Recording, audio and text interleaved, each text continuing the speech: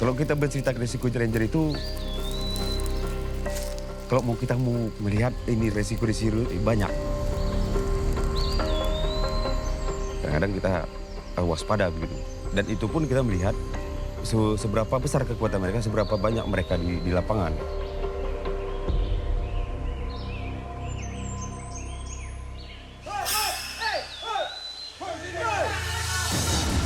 Itulah perjuangan ranger ini untuk menyelamatkan, menjaga satwa dan hutan. Mau mati itu dimanapun mati gitu. Kok mau udah. Ya kita harus siap naik begitu. Dan bagi saya kalau memang ya orang yang memang tidak siap jadi ranger, ya udah.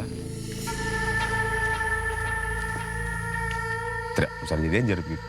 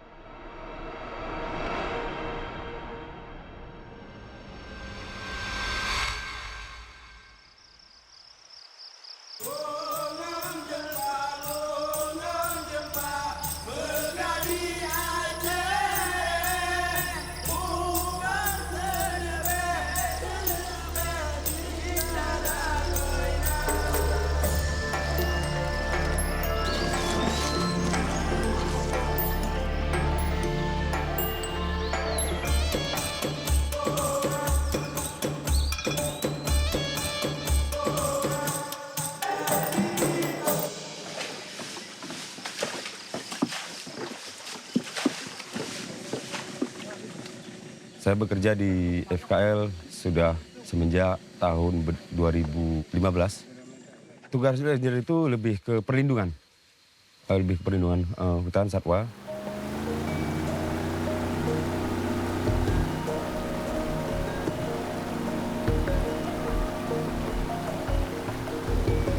Jadi ranger di lapangan mendata, kita memakai alat navigasi di kompas, GPS, peta untuk menelusuri selama waktu 15 hari.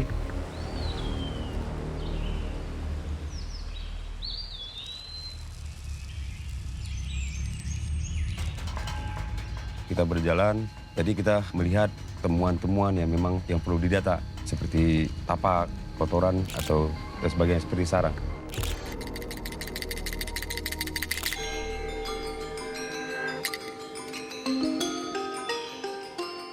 Berapa koordinat?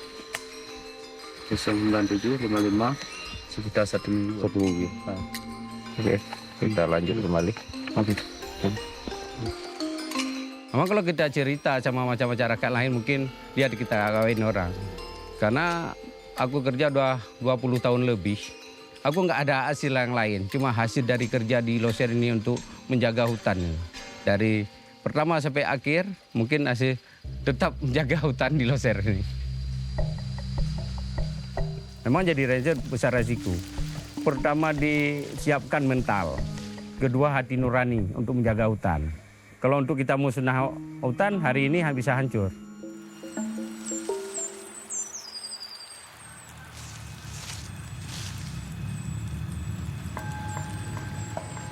Patroli kami kadang-kadang ada misi, kadang-kadang ditugaskan untuk cari koordinat yang mencurigakan. Dikasih koordinat wilayah ini harus didatangi apakah ada pemburu di situ. Selain daripada itu, apabila memang ada pemburu, maka kita ambil, kalau memang itu memungkinkan memang perlu kita tindak, ya kita tindak. Setidaknya kita berikan dulu, bersosialisasi dengan mereka, kita berikan nasihat. Nah, sebagian ada juga yang tidak menerima. Mereka tidak perlu tahu, oh ini yang datang ini memang menghalangi kita untuk berburu. Udah pasti begitu respon mereka. Dan kemudian ancaman bagi kita juga terhadap pemburu juga di saat mereka menggunakan senapan yang memang senapan yang model gejluk, yang model pompa. Yang namanya orang gimana ya, sudah kalut apapun merasa tertekan segala macam. Mereka akan bisa berbuat nekat begitu.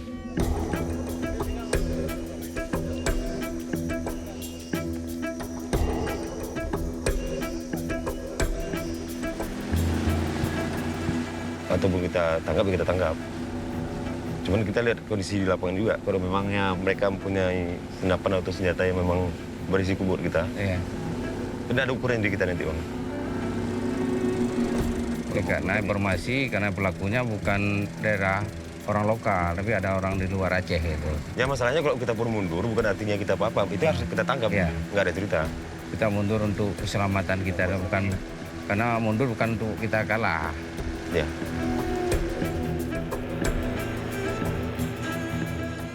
Kita harus banding karena kita pun harus mengutamakan keselamatan kita di lapangan.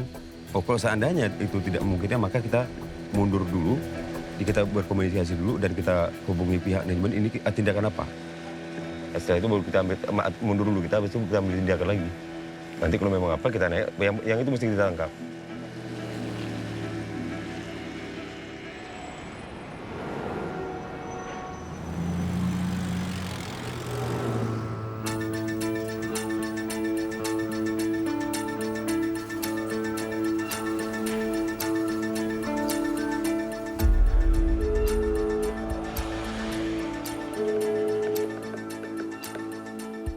Assalamualaikum. Waalaikumsalam. Pin, Ya, Bang. gimana terkait perkembangan bucket itu yang di orang hutan itu?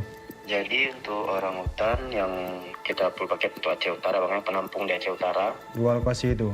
dua lokasi itu, di situ ada tersebut nama Keribuin. Ini nama panggilan berarti ya?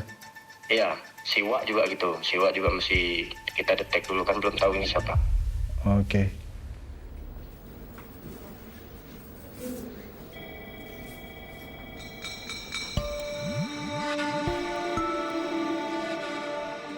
Sekitar 14 tahun yang lalu, saya adalah seorang ranger, forest ranger.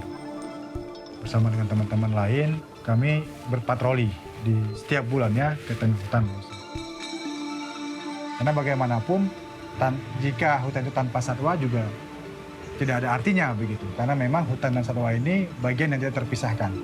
Jadi ada keinginan untuk menyelamatkan satwa-satwa tersisa yang ada di Aceh, khususnya di Leuser, sehingga tidak menjadi hewan buruan dari sindikat-sindikat perdagangan satwa liar. Dasar itulah mengapa saya membentuk tim investigasi. Aceh merupakan benteng terakhir di seluruh Pulau Sumatera. Informasi yang berkembang saat ini, Aceh merupakan target dari banyak pemburu-pemburu di luar Aceh sendiri yang menargetkan kawasan Leuser menjadi tempat mereka berburu. Karena memang Leuser merupakan tempat di mana masih banyak hutan dan masih banyak satwa. Sedangkan di tempat lain mungkin sudah banyak berkurang dan Leuser merupakan benteng terakhir untuk itu. Kulit ini kulit harimau, tentunya harimau Sumatera beserta tulang-tulangnya yang rencananya ini akan diperjualbelikan. Polda Aceh mengungkap perdagangan satwa yang cukup besar yang taksir nilainya hampir 6,3 miliar. Aceh sudah dikenal sebagai sumber, kemudian dari Aceh itu biasanya mereka bawa ke Medan, kemudian diedarkan ke provinsi-provinsi lain di Indonesia. Satu hal lagi yang mungkin menjadi kenapa perdagangan di Aceh tinggi, efek COVID ini memberikan dampak yang cukup besar bagi ekonomi masyarakat. Kami melihat ada bagian-bagian tubuh satwa yang disimpan telah cukup lama. Hewan-hewan simpanan ini itu mereka keluarkan, mereka jual kepada pembeli-pembeli yang sudah punya jaringan di antara mereka.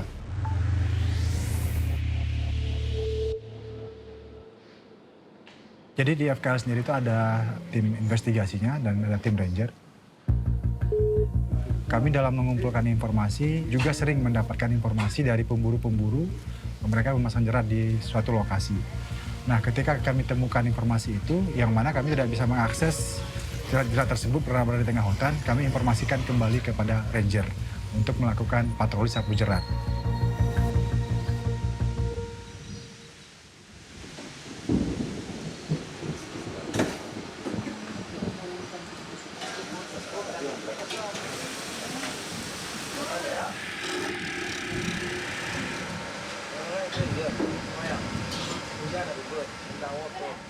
Misi yang sama selalu dalam informasi dari Gunung Sidola.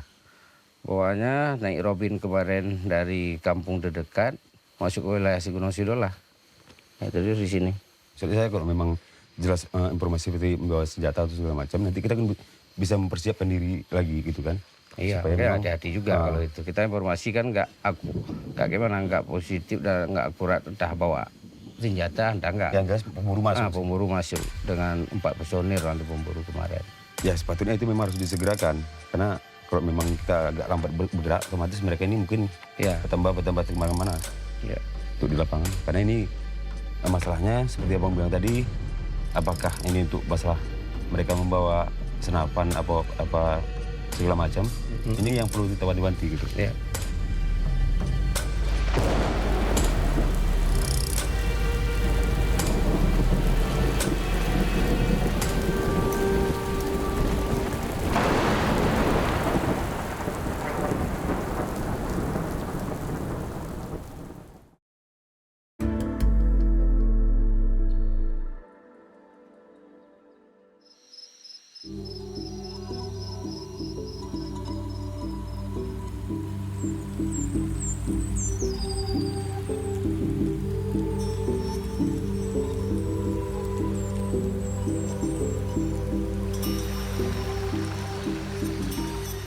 Kalau bercerita ke cintanya ya sangat cinta sih gitu.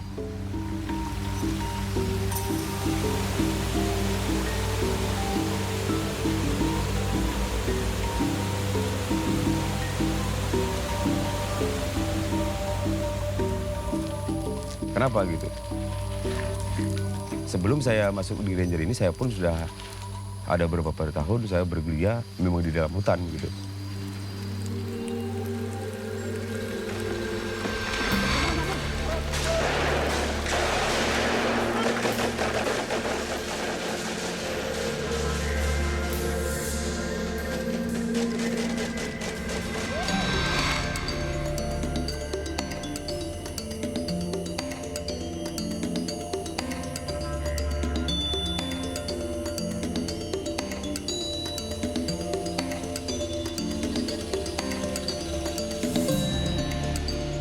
Di saat saya terancam, saya berlari hutan, saya merasa aman begitu. Dan teman-teman waktu itu. Ya kalau dulu ya ibaratkan itu memang rumah saya begitu ya. Mau ke hutan pun masuk rumah, ya pulang ke rumah gitu. 15-15 hari ya kan, lihat rumah sana, lihat rumah ini gitu. Yang ada bedanya gitu, cuman beda situasi saja.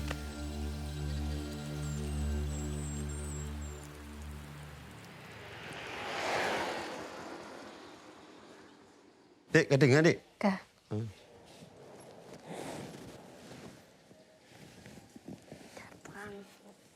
La ilaha illallah. Aju ane ayah. Sembeknya? Bembeknya. Bek lah. Gerahlah kamu be. Yuni ada di Podepon. Pegawainya aku mau kirim double je. Buat pesantren. Tanya abang. Kalau itu nak ya kalau abang ni ayah. Nak kirim peng. Peng rekening je aku bayar dari bulan 4. Lepas bulan 5.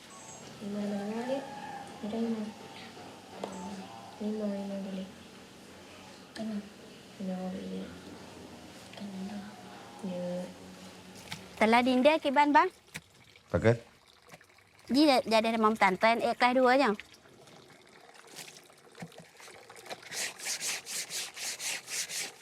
Kamu nyai lagi yang je, tak ada tinggal undang. Nak ke? Nya nak peng ke? Berapa kira dia? Nya nak kata kia. Mam punya anak sayang di untuk le.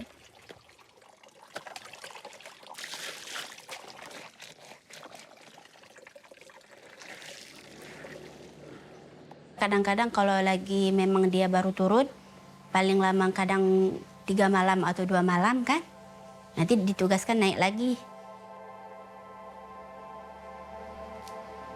Senang di saat dia sama kita senang, tapi di saat dia kayak gini kita butuhkan dia sedih kayak gitu.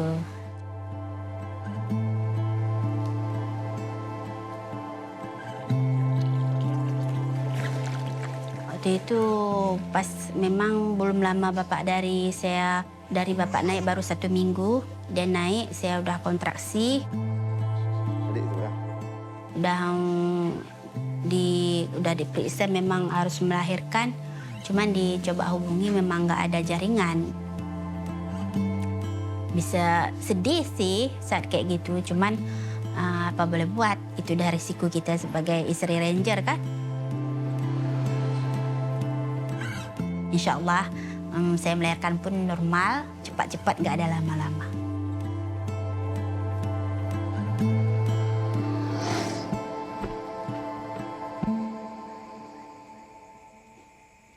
Udah dengar adiknya?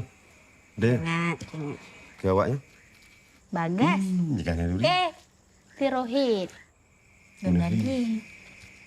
Mandung belum tengok. Najmi. Aduh, Najmi. Padanya kan? Dah menikah per bulan dah. Ini mengandung per bulan. Mandung 4 bulan. Mata menikahnya empi. Le menikah wara bepet atau tsunami ya. Jadi badannya mentang alur dah adik kan? Mau belah pun belah. Belah dah mau belah. Kira pergi mah. Galak. Memang weh. Nanti 5 bulan Juni mengandung adik 5 bulan kan dah Mei.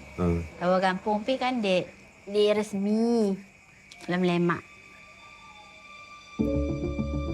Saya menikah di hutan, ketemu jodoh di hutan gitu. Melangsungkan pernikahan di hutan.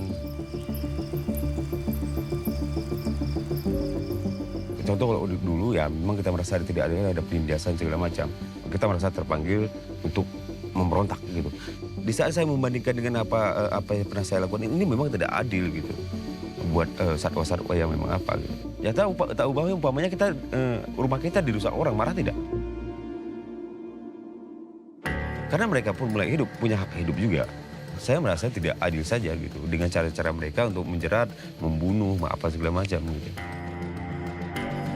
Dan mereka itu di saat induknya kena jerat, dia punya anak-anaknya juga gitu. Nah, ada nanti konflik antara satwa dengan manusia, seperti katakan gajah gitu. Ya yang namanya mereka itu habitatnya memang sudah dirusak. Dijadikan kebun lah, dia apa-apa lah.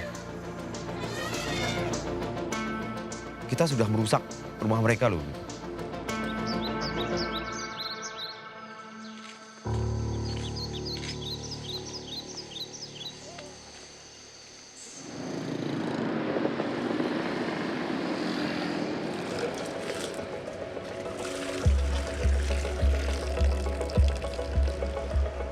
Ada investigasi yang kita gali dari sumber informasi kita, pembinaan jaringan tadi. Jadi kita coba cari informasi dari beberapa orang di lokasi-lokasi yang kita duga sebagai tempat perburuan.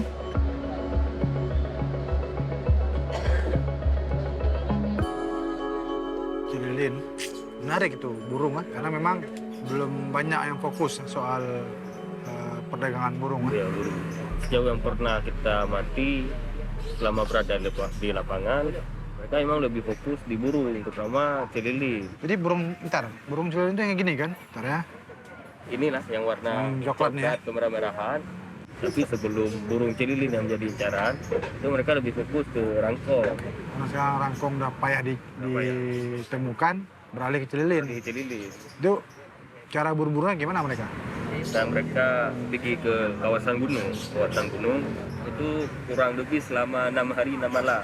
Burungnya dijerat atau mereka biasanya memakai lem khusus. Biar lengket burung tersebut. Kalau mereka yang jual dari pemburu ini ke penampung biasanya paling sedikit 6 sampai 800. Bahkan ada juga yang 1 juta ya. Per ekor. Wow. Coba bayangkan kalau mereka dapat 50 sampai 100 ekor. 1 juta juga ya. Mereka cukup fokus ke situ. Nanti kalau ada informasi kabarin ya. Ya, siap.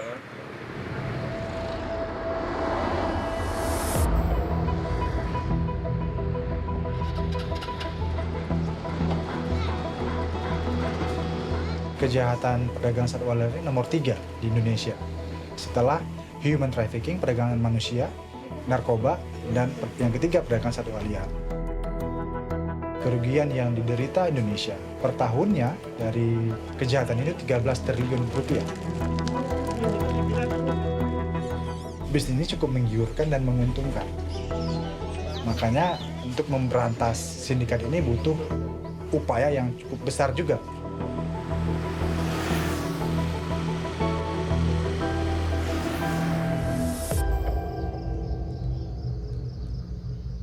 Assalamualaikum Pak Andro. Waalaikumsalam. Apa? Abah Ges. Adi. Dek Nong, kopi tak apa Dek Nong?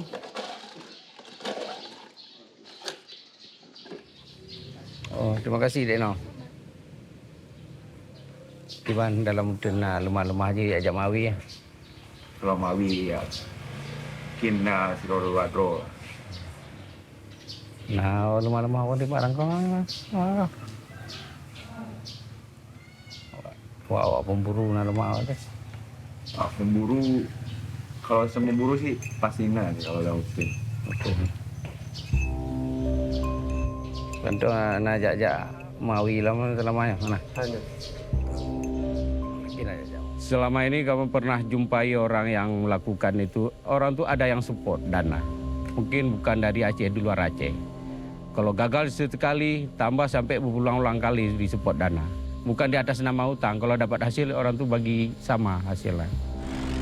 Ada juga sih yang dalam masyarakat lokal, orang masyarakat setempat yang dekat dengan kawasan hutan.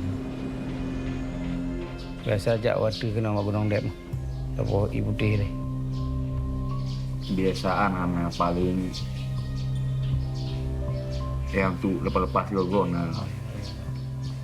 Karena mau pasang jarak nah. Kalau untuk pasang jarak, untuk tapi kalau untuk himbauan pasti kadang Awak cicim rame waktu. Cicim, saya kan cicim. Cuma kalau kita tanya melakukan itu faktor ekonomi semua. Mungkin tigiur pun donor dari luar untuk menangkap harimau itu. Kopi Pak. Pak Anto, kopi. Diminumlah kopinya, Pak. Udah capek kali kayaknya pagi. Di mana ada. Assalamualaikum, Jar. Masalah jerat nyon pemburu wadenya hitamnya ibu Tian. Cuman adanya kira-kira kayak akan dapat umroh gede wadi. Sekitar 2 botim, 6 dua beraro, 2 bosonir. Yang pemburu sekitar 8 bosonir, yang ala-ala kamera kabel dan seling. Dan senjata 2 jenis, ada 5,5, 2 bocor. Dan dipersiapkan tim atau bis yang akan tahu elok membantunya. Tapi hanya mungkin yang paling penting adalah keselamatan nilai. Oke, siap. Juga sebaliknya, tim ranger jika menemukan adanya informasi dugaan perburuan yang mereka temukan, mereka menginformasikan ke tim investigasi. Yang mana selanjutnya nanti tim investigasi akan mencoba menggali lebih dalam terkait profiling pelaku.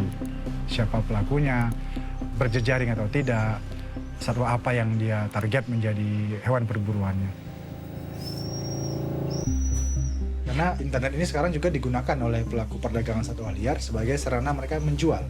Tanpa harus repot-repot mencari pembeli, mereka cukup mengiklankan satwa yang mereka punya, baik itu yang hidup maupun yang mati, di platform-platform online.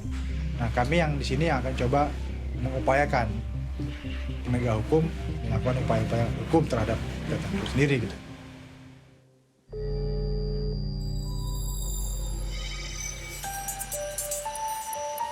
Tidak jarang terjadi. Kadang-kadang mungkin teman-teman, ada juga teman-teman baru pulang, ternyata ada isu pemburu ataupun informasi pemburu naik.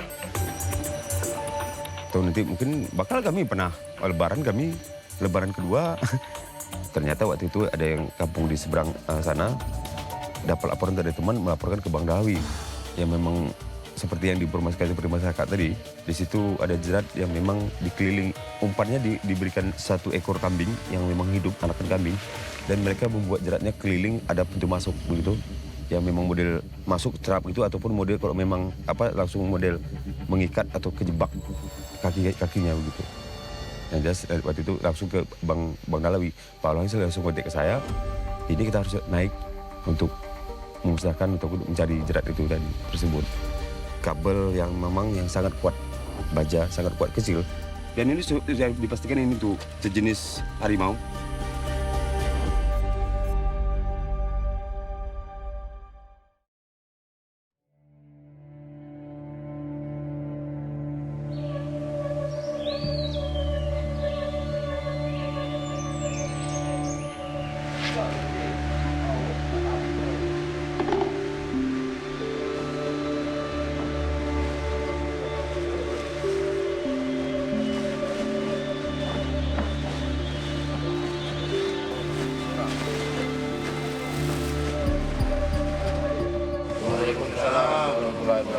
Selamat pagi semua, sehat semua ya?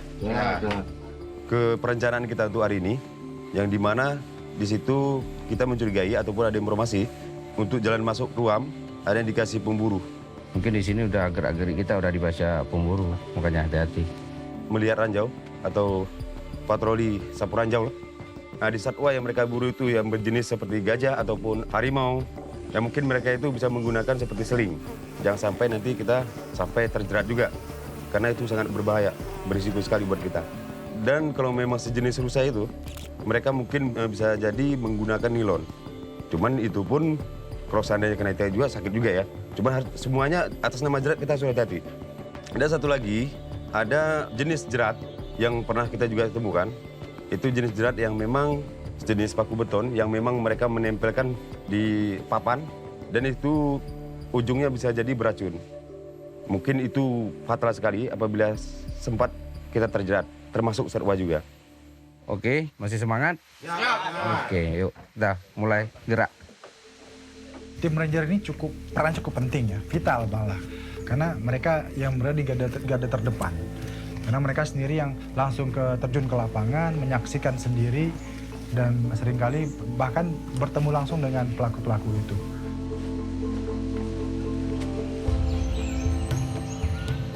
Keberadaan tim Ranger itu memang cukup membuat khawatir juga bagi pelaku-pelaku ilegal ini begitu. Karena mereka sering sekali masuk ke hutan. Kalau ada jerat mereka bongkar, kalau ada temuan lain mereka musnahkan, kalau jumpa camp mereka bakar segala macam. Nah, kalau ini terus berulang dilakukan, memang dapat mengurangi kegiatan-kegiatan ilegal tadi. Katakan misalnya nanti ada hutan itu berburu mereka. Terlepas itu harimau katakan yang mereka jerat, apa nggak berisiko? Maklum aja kalau memang yang namanya kok udah satwa itu luka, kita aja mungkin itu ya, kita pasti marah. Apalagi satwa yang memang punya taring dan punya cakar yang apa. Dia mana tahu isi polan yang masang, mana ada cerita. Contohnya seandainya saya pelaku penjerat begitu, ya si harimau mana tahu saya yang penjerat, jadi saya pas saja bisa jadi sasaran buat dia begitu. Mungkin ada kesadaran masyarakat di situ, maka masyarakat melaporkan adanya melaporkan itu ada jerat di sana begitu.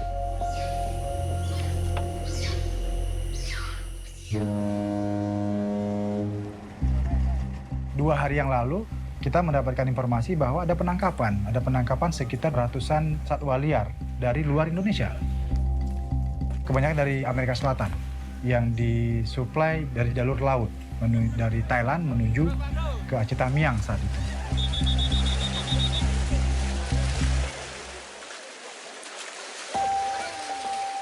Ini menjadi bukti bahwa memang Aceh ini selain menjadi sumber juga menjadi lintas transit ya. Transit perdagangan antar negara tadi.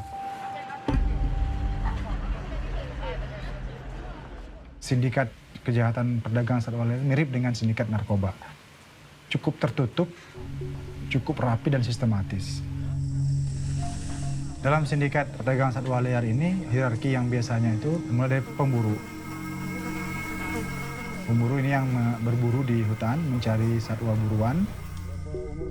Mulai dari tingkatan pemburu, penadah pertama, sampai kepada penampung nanti yang memang atau kolektor atau memang pengrajin. Itu penampung akhir biasanya.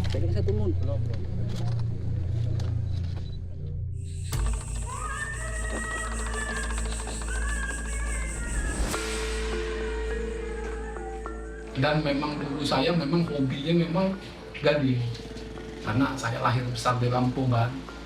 Di Lampung itu ya kalau pakai pipa gading itu familiar lah, ya sudah wajar. Maksudnya orang kampung udah tuh pakai pipa gading semua rata-rata. Termasuk pusakanya kan, kayak badik, kerisnya itu gading. Kalau mewah lah, pakaian sultan lah gitu.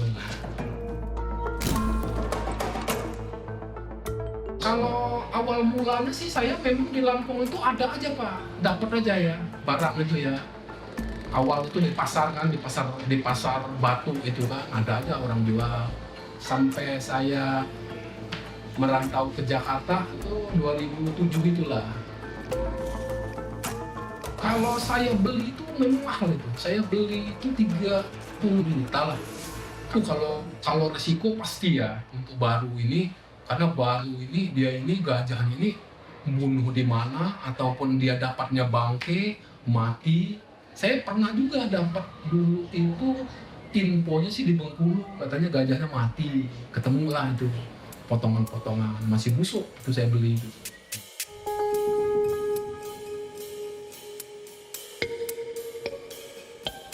Misalnya kalau orang kaya dan dia memang suka, itu tanda kejayaan dia lah Pak. Kurang lebih gitulah ya. Iya. Kalau di kamar dia ada gading sepasang itu kan wah, itu bangga bener lah ya. Cuman memang nggak banyak yang bisa lihat. Saya juga di kamar tuh ada pajangan. Kalau apalagi di kamar dia ada gading gitu, pajangan. Waduh, ini banget lah. Bangganya itu luar biasa itu ya. Karena memang pertama barang ini kan barang dilarang Pak. Iya, barang dilarang, susah mau dapatin ini.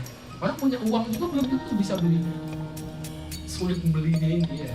Kadang kalau nggak tipu dia tangkap nanti. Iya, sering itu dijebak orang, sering. Iya.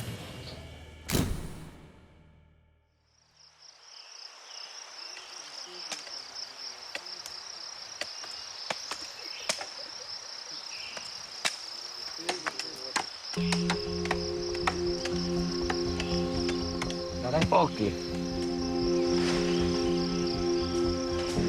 Ya kalau bahaya kita bilang kalau di Ranger ini sangat berbahaya.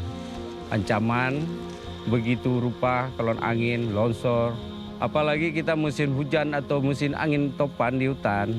Jangankan duduk, lari pun kita susah karena angin kencang. Kemana akan kita lari? Kemana kita akan bersembunyi? Karena yang patah cabang kayu. Sembunyi di bawah kayu, kita kena cabang. Cuma kadang-kadang ada pindah camp di tengah malam karena banjir, kebanjiran kami di pinggir sungai. Karena sungai di daerah tempat ngecamp kadang-kadang nggak di situ hujan, tapi di pucuknya hujan. Tiba-tiba datang air, banjir, terpaksa ngungsi tengah malam.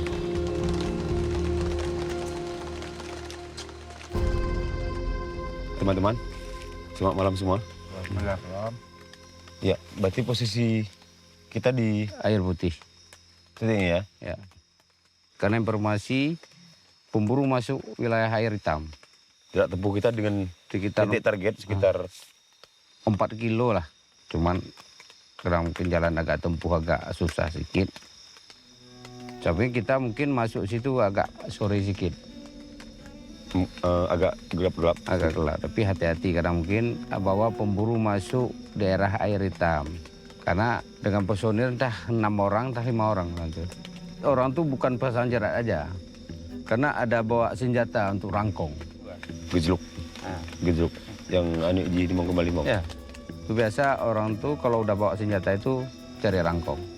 Ya karena itu pun tahu kita pun dengan kaliber senjata itu yang jelas kalau memang apa mematikan juga buat kita. Ya, itu yang intinya itu berisiko buat kita. Antisipasi itu yang kita jaga, jangan terlalu gelap seperti abang bilang tadi. Karena kita nanti kok tergelap nanti mereka itu pun katakan masih ada senjata mungkin was-was mereka. Iya kan? Kan bisa jadi spontan atau segala macam. Nah, lebih bagus kita nanti sekitar jam 4 kita sampai di situ berbicara sebentar, itu baru kita kasih penjelasan kepada mereka gitu. Berarti sepakat kita pagi-pagi cepat packing segala macam supaya kita bisa cepat bergerak gitu. Setuju ya? Setuju.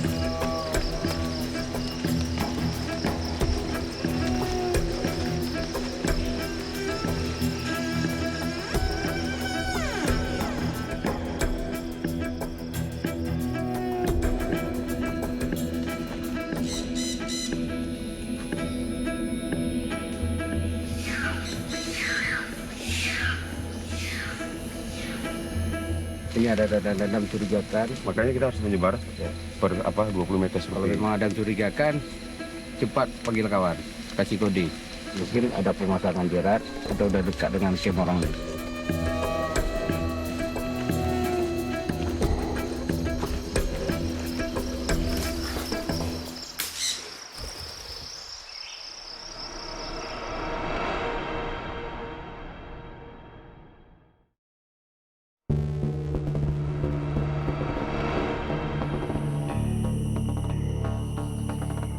Pemburu masuk wilayah air hitam.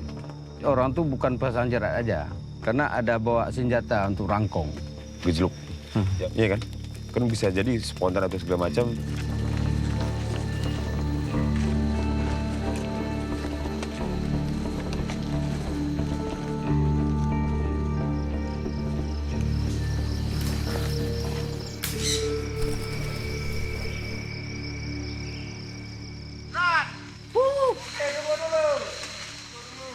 Yo.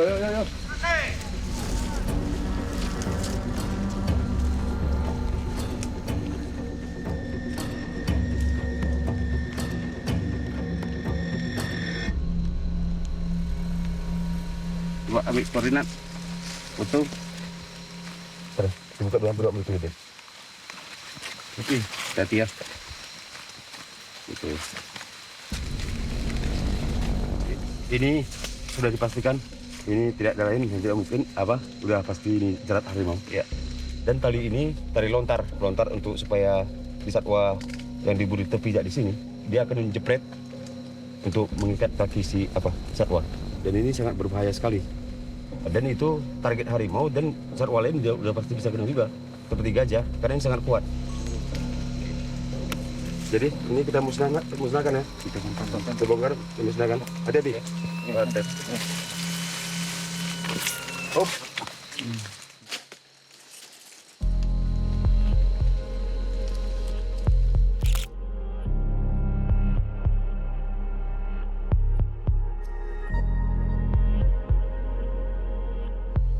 Tapi selama kami tim bertambah-tambah, patroli pun rutin, sekarang udah kekurangan. Mungkin selama ini kami patroli rutin di kawasan Loser ini, tapi sekarang udah kita bilang kurang sekaligus nggak mungkin kan.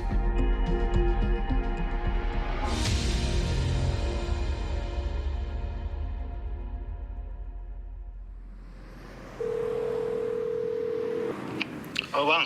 Halo, Boy. Nah itulah bang, itu info yang saya dapat. Kondisinya menurut keterangan dari penyidik bang, buktinya belum gitu kuat bang untuk menjerat tersangka. Jadi itu dibebaskan bang. Walah. Iya bang, saya pun kesel juga rasanya bang. Kita udah pontang-panting sana kemari ngumpulkan data, setelah kayak gini kok bisa dibebaskan gitu kan, jadi tanda tanya juga bang. Apa ada dugaan main belakang ada nggak? Saya duga seperti itu juga bang, dia ada bermain juga, ada orang dalam bang. Cakarnya mungkin dah terlalu panjang nih bang, kuku-kukunya bang. Kemarin dah iya kali bang kan, dah semangat mereka, tiba-tiba dibebaskan kayak gini, apa nggak kita garuk kepala bang? Saya nggak terlalu yakin itu alasan nggak kuat barang bukti, karena dari yang kita sajikan semua sudah, menurut kita kan sudah cukup unsur untuk diproses penegakan hukum kan? Iya bang, udah pas sekali sebenarnya bukti-bukti yang kita kasih itu. Coba dipantau lah kalau memang ada dugaan-dugaan yang nggak enak tadi itu, biar kita cari cara untuk melaporkan itu kan, kasus itu. Oke bang, siap pelaksanaan bang. Terima kasih Boy informasinya Boy. Ya bang, sama-sama. Yuk.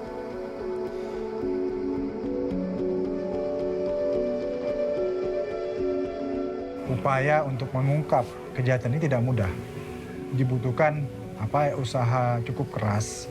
Karena suatu investigasi itu tidak 1 hari 2 hari. Bisa berbulan-bulan sampai pada tahap kita mengambil keputusan bahwa informasi ini sudah cukup dan kita memberi informasi tersebut kepada penegak hukum. Kemudian ditangkap segala macam, disidangkan, tahu-taunya hukumannya ringan, bahkan dibebaskan. Bisa dibilang memang Indonesia salah satu yang paling lemah ya, menerapkan hukuman kepada pelaku perdagangan satwa liar. Karena memang kita hukum maksimal di kita cuma 5 tahun. Kita harapkan pemerintah bisa benar-benar menerapkan hukuman maksimal bagi pelaku kejahatan perdagangan satwa liar ini.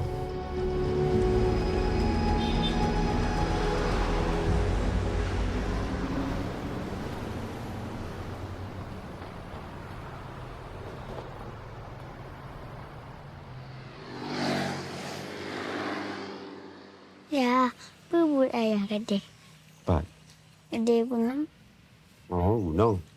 Buat ayah jaga aja. Ayah jaga binatang. Ayah jaga binatang. Limau, cicim, ada gajah.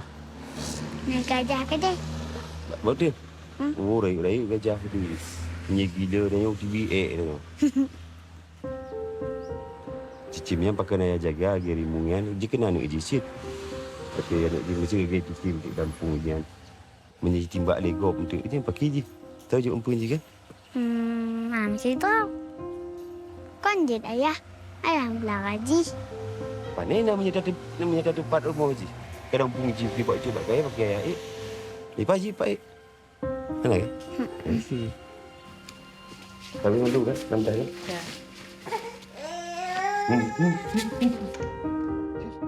Ya kepikiran seorang bapak ya kan gitu, memikirkan anak-anaknya udah bapak itu maaf. Apalagi dalam itu kadang payah komunikasinya gitu, otomatis kepikiran. Karena ranger ini sifatnya bukan apa, 15 hari di bawah, 15 hari di gunung. Kok enggak di gunung ya di kampung matinya. Itu aja gitu kasarnya kita berbicara. Nah, cuman itu bukan jadi patokan buat kami mau dimati mana itu kehendak Allah.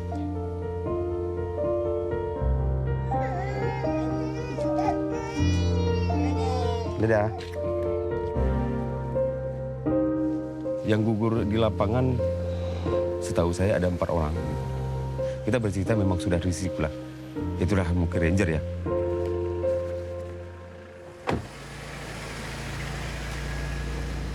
Nah, cuman masalahnya yang mungkin kita bercerita arwah teman-teman yang sudah mendahului kita, yang sedihnya mungkin di saat sampai ke kampung, ya setidak-tidaknya kalau kita berpikir apa namanya?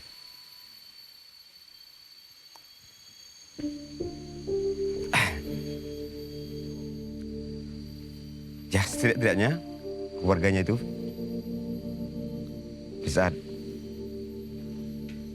melihat kepingin pelukan terakhir, tapi di saat dengan kondisi itu nggak mungkin lagi ya, karena sudah ulat karena berapa hari dievakuasi. Di situ kadang-kadang kita melihat teman umat, tapi itu ya seperti saya bilang tadi bukan artinya kita menjurukkan dari langkah kita untuk menyelamatkan atau melindungi, tidak. Kita tetap dengan hati nurani melakukan pengamatan walaupun apapun di tangan itu.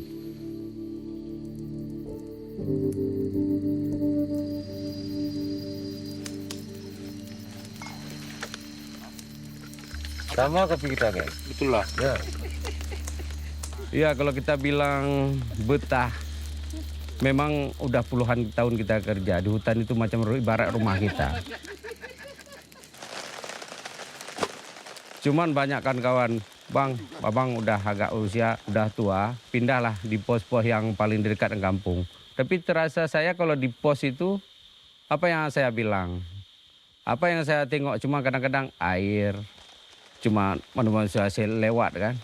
Tapi kalau di dalam hutan, kita pikiran nyenyak, tidur, aman gitu. Mungkin kita dengar suara-suara satwa atau suara burung di hutan. Tambah umur kita bertambah gitu.